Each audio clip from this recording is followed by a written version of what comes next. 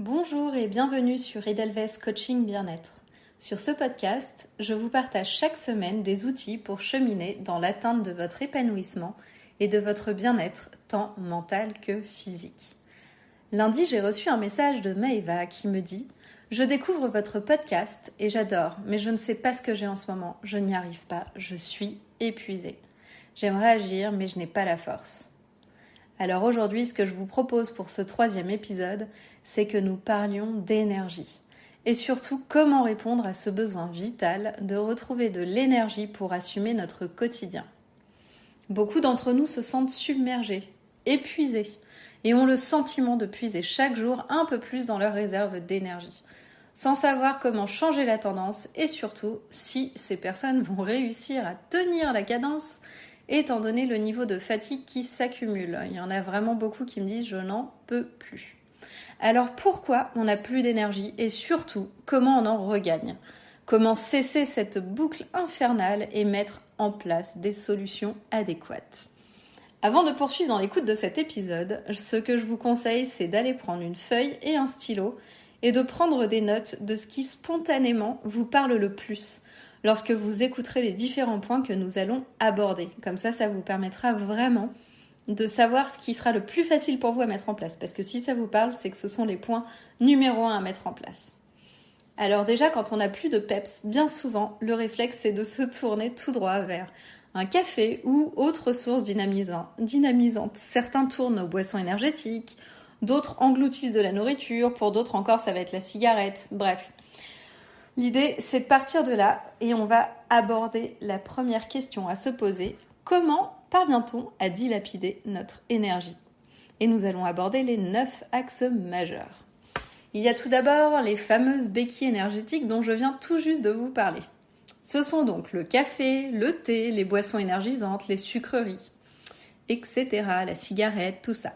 Autant de gloutons de votre énergie. L'espace d'un instant, bien sûr, vous avez ce sentiment d'avoir la patate. Puis, hop, d'une façon soudaine, c'est de nouveau le coup de barre. Ça tombe comme un coup de massue, vous n'en pouvez plus.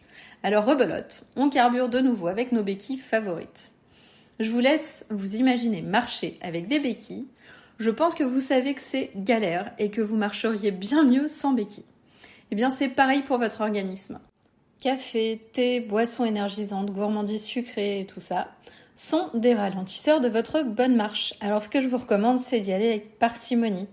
Un peu pour le plaisir, mais pas pour vous maintenir en mode survie ou pilote automatique si on doit l'appeler autrement. Donc vraiment veillez à limiter au maximum ces fameuses béquilles énergétiques et je vous laisse les noter et vous demandez combien vous en consommez par jour. En général, on se fait assez peur parce qu'on voit notre niveau de fatigue au nombre de béquilles énergétiques consommées dans la journée.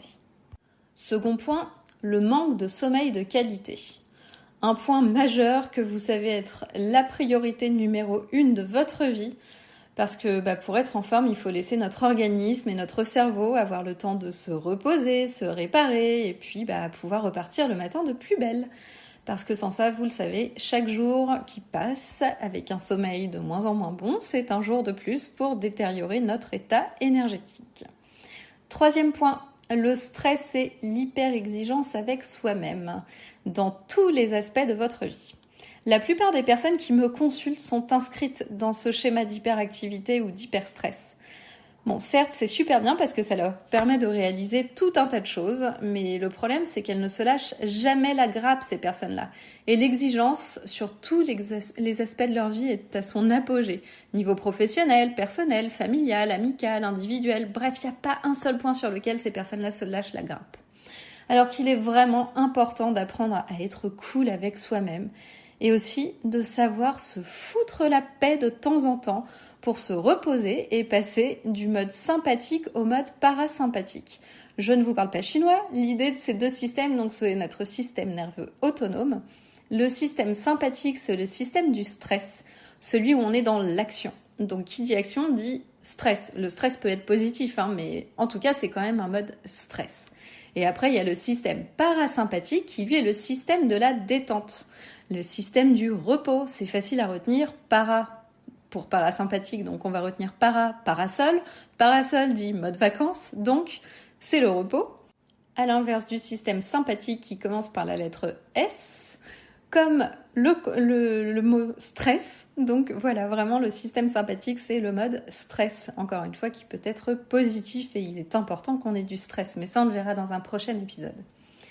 Autre point, donc on est sur le 4e point, l'alimentation coûteuse. Manger mal, comme vous le savez, c'est donner du carburant qui n'est pas compatible avec notre bonne marche. Et donc, on épuise notre organisme. C'est un peu comme une voiture. Si vous vous trompez de carburant, vous risquez d'avoir un véhicule qui peine, voire tombe en panne. Et puis, pour vous, c'est exactement la même chose. Imaginez-vous votre système digestif se bagarrer avec ce qui arrive dans votre tube digestif. C'est soit il se régale et va apporter plein de bonnes choses à votre corps et vos mitochondries, qui sont responsables de la respiration cellulaire et donc de votre énergie, et vont donc carburer et ça va super bien fonctionner, vous allez être en pleine forme. Bien évidemment, il n'y a pas que ça pour bien faire fonctionner les mitochondries, mais quand même c'est un élément essentiel.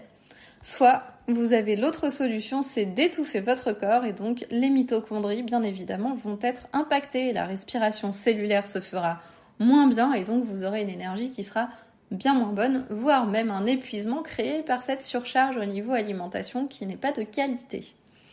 Ensuite, on a, vous le savez, c'est le mal de notre siècle, la dépendance aux écrans, ou même si c'est pas une dépendance, le temps qu'on y passe, qui est souvent couplé à un manque d'activité physique, voire une absence totale de mouvement. Donc comme ça, on est vraiment bien, on est dans tout ce qu'il faut surtout pas faire, c'est-à-dire les écrans qui ont tendance à nous générer de la fatigue, des émotions souvent négatives, etc., etc. Pourquoi des émotions négatives ? Parce que ce qu'on y voit parfois, ça nous démoralise un petit peu, ça nous donne pas forcément des énergies positives. Pendant ce temps-là, on passe pas à l'action, donc on ne fait rien, donc on est souvent en système stress derrière à se dire oh, j'ai perdu 1 heure de mon temps et tout sur le téléphone. Enfin bref, vous le savez, c'est un enchaînement de choses négatives.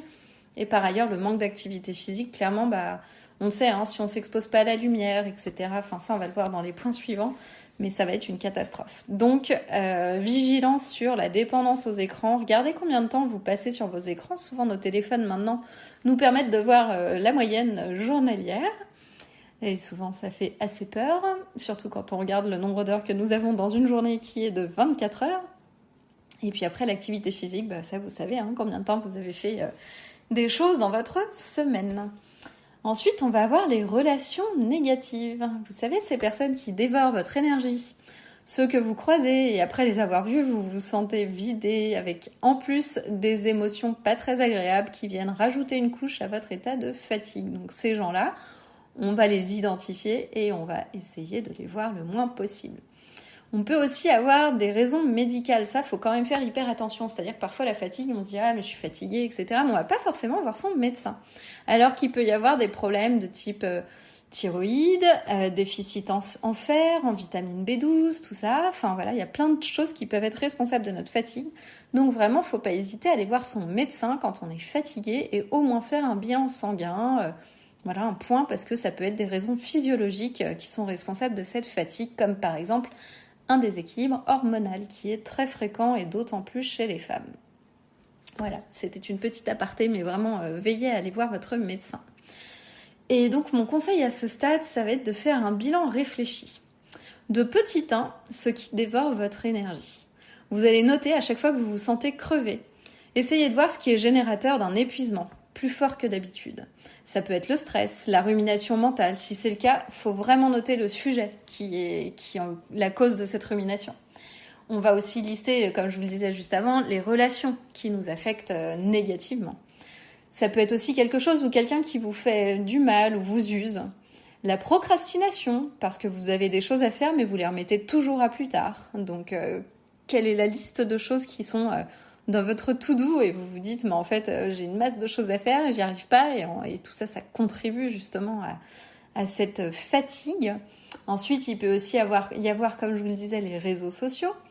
L'inactivité au réveil parce que vous aviez envie de traîner au lit et clairement ça a foutu en l'air votre journée. Enfin voilà, toutes ces petites choses qui peuvent être très négatives pour avoir une énergie positive et une énergie de qualité.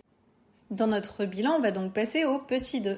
On va donc faire le même exercice avec ce qui fait monter notre énergie, ce qui nous fait du bien, nous revitalise. Ça peut être une activité que vous adorez, ça peut être prendre soin de vous, prendre un bain, aller chez le coiffeur, je ne sais quoi. Certaines habitudes, je sais pas, un petit déjeuner sympa le matin où vous prenez le temps, lire un livre, enfin voilà, les habitudes vraiment qui vous rechargent. Des lieux qui vous revigorent. Il y a des endroits parfois qui vraiment, on sait quand on y va, on se sent mais rechargé. Ça peut aussi être des personnes dans la vraie vie ou alors aussi sur les réseaux sociaux. Des personnes qui vont nous booster, nous nourrissent véritablement. Par exemple, ça peut être vous écoutez un podcast, ça vous fait vachement de bien et vous vous dites après ce podcast, ah qu'est-ce que je me sens bien. Ça peut être une émission de télé. Enfin voilà, ça peut être tout un tas de choses, quelque chose que vous avez lu sur un réseau social, tout ce qui peut vraiment vous booster. Donc on liste tout ce qui va renforcer notre positivité, notre motivation et notre bien-être de manière générale. Alors maintenant qu'on a vu tous ces points d'énergie négative, donc tout ce qui va remplir notre mauvais carburant ou plutôt vider notre bon carburant ou un système complément, ça peut être les deux, on va voir comment on regagne de l'énergie, de la vitalité de façon durable. Nous allons aborder 8 axes de réénergification. Tout d'abord, se fixer des objectifs clairs pour la semaine et faire le point jour après jour pour adapter son planning à son énergie. C'est vraiment hyper important. Pour ça, moi, ce que je vous recommande, c'est d'avoir une feuille de route de la journée. Pour éviter de tergiverser, de vous poser 50 000 questions et ça vous permettra d'avancer de manière concrète. Le mieux, c'est d'avoir un agenda papier et un surligneur. Pourquoi ? Parce que comme ça, vous allez pouvoir surligner les points que vous aviez notés une fois que ce sera accompli. Et à la fin de la journée, mais aussi de la semaine, vous verrez quand vous regarderez votre agenda, ça fait un bien fou de voir qu'on a accompli plein de tâches. Cette visibilité concrète sur ces réalisations, c'est vraiment extrêmement encourageant et ça permet de s'alléger l'esprit parce qu'on voit qu'on ne stagne pas et qu'on avance concrètement dans nos objectifs. En revanche, quand vous réalisez votre planning, c'est vraiment hyper important que vous laissiez des trous pour pouvoir vous reposer, déplacer des choses que vous n'auriez pas le temps de faire, mais faites attention quand même que ce ne soit pas la bonne excuse de la procrastination qui est de remettre à plus tard, ou alors la difficulté à vous concentrer qui vous joue des tours. Et ces trous pourront aussi vous servir à pallier les urgences de dernière minute parce qu'on en a toujours. Donc il faut vraiment se dire toujours, je suis pas trop optimiste, je me fixe des objectifs réalisables et je fonce là-dessus, mais pas sur trop de choses. Encore une fois, soyez bienveillants avec vous-même et pas toujours dans l'hyperactivité. Ensuite, ce qui va être important, c'est de mettre en place des routines. Pourquoi ? Parce que les routines, ça permet vraiment de se donner un rythme, de construire des repères et ça deviendra un automatisme. Bon, avant que ça devienne un réflexe, vous savez bien que c'est un peu comme tout, il va falloir des répétitions. Mais c'est comme la mémoire, il suffit de travailler et au final, avec un peu de patience, ça finira par être un réflexe. Les routines, elles sont vraiment hyper importantes le matin et le soir principalement. Alors pourquoi le matin ? Parce que déjà, ça va donner le ton à votre journée. Donc je vous donne quelques idées par exemple pour le matin. Je vous ferai un épisode spécial sur les routines parce que je trouve que c'est hyper intéressant et très important de savoir comment faire des routines. Et si vous n'en avez pas déjà, je vous conseillerais d'écouter ce podcast quand je l'aurai fait. Alors déjà, on ne traîne pas au lit. Parce que même si on est tenté de rester quelques minutes de plus au chaud sous sa couette, surtout quand le ciel est horrible comme en hiver bien souvent, dès que nos yeux s'ouvrent, je vous recommande de vous lever. Deuxième petit point, ça va être de mettre son réveil à un endroit stratégique. L'astuce, c'est de le positionner loin de son lit. Pas trop non plus, parce que sinon, à vous, la panne d'oreiller si vous n'entendez pas votre réveil. Mais l'idée, c'est vraiment que vous ayez à vous lever pour aller éteindre votre alarme. Comme ça, ça vous empêchera de rester dans le lit. Ensuite, une fois que vous vous levez, ce que je vous recommande, c'est de sourire pour saluer votre journée. Alors ça peut paraître un peu perché, mais vous verrez, ça génère vraiment plein de bonnes émotions dans votre organisme. Je vous laisse essayer, vous allez voir petit à petit, vous allez vous dire en fait que ça fait vraiment du bien. Ensuite, ça peut être très bien de boire un grand verre d'eau tempérée. On ne prend pas de l'eau froide, vraiment de l'eau tempérée pour réhydrater tout son tube digestif et puis nettoyer tout ce qui doit être nettoyé dans le travail qui a été fait pendant la nuit. Et la recommandation que j'ai vraiment, qui est pour moi super chouette et qui est vraiment très très bonne pour vous, c'est de sortir prendre la température extérieure, soit sur votre terrasse si vous avez la chance d'en avoir une, soit vous ouvrez votre fenêtre. L'objectif, c'est pas de savoir comment on va s'habiller, même si ça va vous aider, c'est surtout pour vous faire respirer de l'air frais, parce que ça va vous revigorer et vous donner du peps. Cette technique, elle est aussi extrêmement bien pour habituer son corps aux températures de saison et vous allez voir en hiver, s'il y en a qui sont frileux ou frileuses, C'est extraordinaire. Moi, ça a clairement changé ma vie. Je suis une grande frileuse et c'est dingue parce que votre corps, en fait, il s'habitue petit à petit aux températures qui l'attendent. Ensuite, ce qui est bien aussi, ça va être de mettre de la musique qui vous met de bonne humeur, vous donne la pêche. Enfin voilà, toutes les petites choses qui peuvent vous faire du bien. Je vous ferai vraiment un épisode spécial pour ça et je sais que on n'a pas beaucoup de temps le matin, donc ce qu'il faut, c'est vraiment mettre les choses qui sont prioritaires et qui vous font vraiment du bien. Alors maintenant, pourquoi les routines du soir sont-elles aussi extrêmement importantes ? Et bien parce qu'elles contribuent à avoir un sommeil de qualité qui va être réparateur et ça permet aussi de se disposer à aller rejoindre le monde des rêves. Donc ce que je vous recommande, c'est de couper les écrans à partir de 21h30, 22h. Pour les plus courageux, courageuses, faites-le bien avant, c'est encore mieux. Ensuite, on va faire quelques étirements, nuque, dos, épaules, et puis la chandelle. Vous savez, c'est quand on met les jambes en l'air pour faire descendre le sang qui stagne souvent dans les jambes. Et ça va permettre de décoincer les nœuds que vous avez créés pendant la journée. Petit à petit, vous allez voir, votre corps, en fait, il va aller de mieux en mieux. Si jamais vous avez des tensions dans le dos, dans la nuque et tout, ça va être super. Ensuite, ce que je vous recommande, c'est de lire quelques pages d'un livre que vous souhaitez lire depuis un moment. Moi, je me suis fixée, par exemple, de faire un chapitre par soir. Et c'est vraiment super parce que, enfin, j'avance dans des livres. Alors que je me disais, mais un chapitre, c'est pas grand-chose. Mais en fait, ça va super vite. Vous allez voir, si vous commencez dès maintenant, vous allez descendre petit à petit vos livres.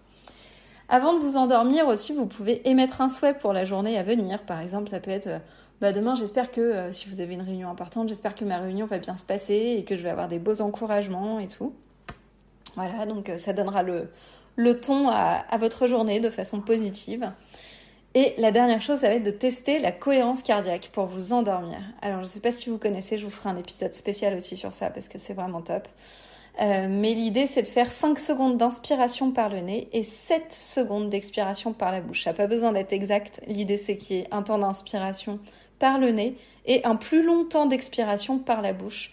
L'idée, c'est vraiment de faire évacuer le stress et de se détendre pour faciliter l'endormissement et puis passer une bonne nuit. Voilà. Ensuite, troisième point très important pour regagner en énergie, ça va être de se débarrasser progressivement de ce qui est énergivore. Donc on va prendre de la distance avec la fameuse liste que vous avez faite lors de votre bilan que je vous ai proposé avec ce qui est positif en énergie et ce qui est négatif en énergie. Donc toutes ces choses qui dévorent votre énergie, vous savez très bien que ce sont clairement un frein à votre épanouissement et l'expression de votre plein potentiel.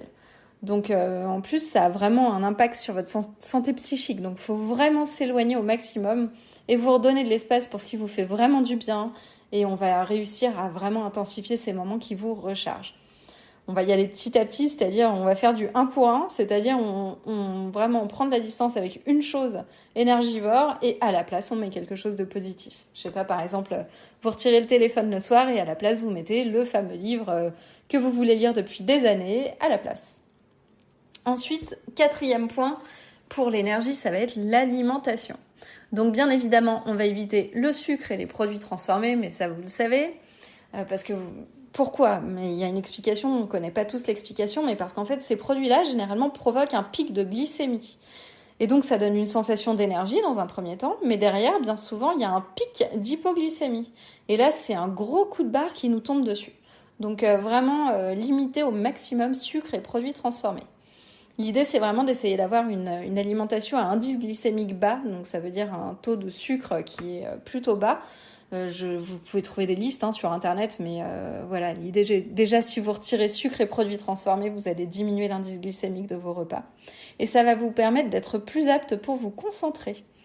Donc, par exemple, vraiment, le petit déjeuner, si vous avez l'habitude de prendre le traditionnel pain, beurre, confiture jus d'orange, on va leur dire bye bye et à la place, on va mettre un petit déjeuner salé et protéiné. Par exemple, ce qui est super, c'est la galette de sarrasin, vous savez, les galettes comme on a en Bretagne, avec jambon, œuf, fromage, donc une petite galette complète pour commencer la journée. Et ça va vous permettre d'avoir une bonne énergie pour toute la matinée, sans votre coup de barre de 10-11 heures du matin. Ensuite, on a aussi les collations, on va plutôt partir sur des oléagineux, des bananes, plutôt que les petits biscuits. Et surtout, pensez à vous hydrater. On ne boit souvent pas assez et la bonne idée, c'est vraiment de se programmer 1 verre d'eau par heure. Comme ça, à la fin de la journée, on est sûr d'avoir bu notre litre 5 et de façon dispatchée dans la journée.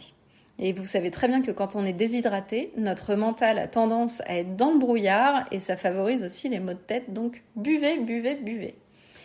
Point essentiel dont on a parlé un peu avant, ça va être le sommeil réparateur. Donc là, vraiment, ne sous-estimez pas votre sommeil. Il est vraiment primordial pour recharger les batteries. Donc on va avoir un objectif de sommeil de qualité, c'est-à-dire un sommeil de minimum 8 heures. On veille aussi à sa literie, parce que parfois il y en a qui disent « je dors pas bien dans mon lit et tout ». Franchement, mettez de l'argent de côté et investissez dans votre lit, même si ça doit mettre je ne sais pas combien de mois pour faire ça, mais offrez-vous ce cadeau parce que c'est une clé essentielle à votre énergie. Veillez aussi à dormir dans le noir complet et surtout aérez votre chambre tous les matins pendant au moins 10 minutes. Et si vous n'avez pas le temps de le faire le matin, faites-le le soir en rentrant du travail. Et si jamais, parce qu'il y en a qui, avec des enfants ou autres, bref, n'arrivent pas à bien dormir la nuit, il y a aussi une petite astuce, c'est d'essayer de faire la sieste. Décidément, aujourd'hui, j'ai du mal à prononcer mes mots, mais c'est pas grave. Donc la sieste, l'idée, c'est de dormir entre 10 et 15 minutes. Et vraiment, ça recharge, c'est incroyable. Donc si vous avez des coups de barre ou autre, essayez de trouver une solution pour faire une sieste. Ça peut être, dans le pire des cas, vous allez dans les toilettes. Bon, c'est vraiment pas l'endroit le plus sympa. Et si jamais, sinon, dans votre voiture, j'en sais rien, ou à votre pause déjeuner... octroyez-vous un petit moment comme vous pouvez. Je sais que c'est pas toujours simple, mais vraiment la sieste, c'est incroyable pour vous recharger. Et vraiment, 10-15 minutes, ça suffit pour avoir plein d'énergie et regagner en force, quoi. Voilà. Ensuite, l'activité physique. C'est vraiment hyper important que tous les jours, vous marchiez, et idéalement avec une marche rapide. Tout du moins, prenez vraiment l'escalier à la place de l'ascenseur. Enfin, vraiment tout ce qui peut se faire à pied. Aller faire des petites courses, chercher les enfants à l'école. Privilégiez d'être à pied en permanence pour vraiment vous exposer à la lumière, faire bouger votre corps. Enfin, c'est extrêmement important. Ensuite, ce dont j'ai parlé, donc c'est la cohérence cardiaque dont je vous ai parlé dans la routine du soir, mais aussi les moments de détente, comme la méditation par exemple. Ce sont des routines vraiment qui aident et qui décuplent notre énergie. Et plus vous les pratiquez, plus vous vous rechargez facilement. C'est incroyable. On a du mal à s'y mettre à ces techniques, mais vraiment, au moins la cohérence cardiaque, c'est vraiment extrêmement facile à faire. Et ça fait un bien fou, donc je vous le recommande vivement. Si vous ne savez pas trop ce que c'est, allez sur Internet, tapez cohérence cardiaque et puis en gros, vous mettez une vidéo sur YouTube, vous verrez un petit point qui va monter, descendre. Et vous le suivez au niveau de votre inspiration, expiration. Donc toujours l'inspiration par le nez. Pourquoi ? Parce que le nez va permettre de filtrer l'air et puis le réchauffer. Donc comme ça, vous inspirez de l'énergie. Et on expire par la bouche pour vraiment souffler tout ce qu'on a à souffler. Voilà. Et ensuite, on va travailler autant que possible ses émotions. Je l'ai mis en dernier point, non pas parce que c'est le moins important, mais parce que c'est le plus difficile à travailler. Donc on va venir dessus petit à petit dans les épisodes du podcast, parce que le travail des émotions, c'est quelque chose qui est difficile, surtout quand on est hypersensible. Il y a beaucoup de personnes qui sont dans ce cas-là et dans le monde d'aujourd'hui, c'est extrêmement difficile de survivre quand on est hypersensible, mais c'est possible. Donc voilà, on va essayer d'apprendre à arrêter de se vider au niveau de l'énergie et apprendre à prendre soin de son réservoir à énergie par le biais des émotions et surtout la gestion des émotions. Voilà, donc vous l'aurez compris, vous avez le pouvoir de faire évoluer le curseur de votre énergie avec tout ce que je vous ai listé. J'espère que vous avez pris des notes, qu'il y a des choses qui vous ont vraiment parlé et que vous allez pouvoir mettre en place plein de choses pour regagner en énergie. N'hésitez pas à me laisser des petits commentaires pour me dire ce que vous avez prévu de faire, si vous avez d'autres astuces, parce que j'ai pas tout listé clairement. Mais voilà, j'espère que vous intégrerez vraiment... plein de choses pour que votre pile énergie qui vous habite reprenne la couleur verte et que la zone rouge s'amenuise. Et n'oubliez pas que si vous ne décidez pas pour vous de prendre soin de vous, je ne vois pas qui va le faire à votre place. Donc vraiment, que vous anticipiez vos prochains moments de vie et maximisez les attitudes qui vous rechargent. Vraiment, prenez soin de vous. Alors pour ceux qui ne me connaissent pas encore, je suis Cyriane Ducrot, coach en bien-être et hygiène de vie. Je vous partage des clés de développement personnel et d'hygiène de vie pour vous aider à atteindre votre Edelweiss en parcourant votre chemin de vie de façon épanouie et sereine. Si vous appréciez ce podcast, pensez à vous abonner à la chaîne pour être notifié des prochains épisodes. Et la meilleure façon de me soutenir est de laisser un avis 5 étoiles pour permettre à d'autres personnes de le découvrir plus facilement. Vous pouvez bien évidemment aussi partager des épisodes à des proches qui pourraient être intéressés. Je vous dis à la semaine prochaine et d'ici là, comme je vous le disais, prenez soin de vous.